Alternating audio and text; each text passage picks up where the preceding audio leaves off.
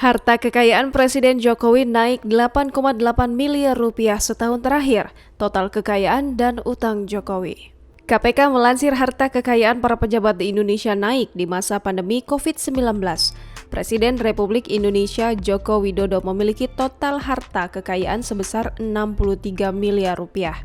Jumlah itu diketahui berdasarkan data yang diakses kompas.com dalam situs web elhkpn.kpk.go.id milik KPK.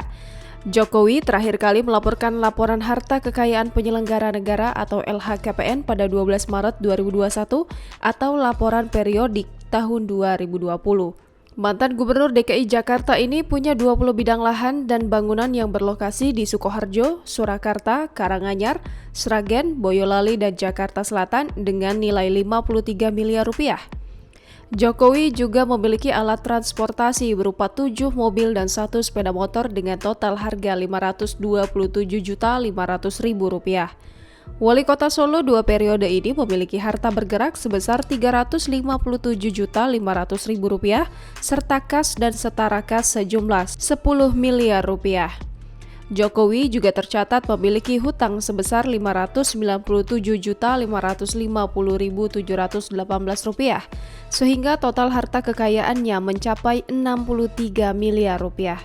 Apabila dibandingkan dengan LHKPN sebelumnya, harta Jokowi mengalami kenaikan sebesar 8,8 miliar. Di tahun sebelumnya atau 2019, harta kekayaan Jokowi tercatat sebesar 54 miliar rupiah.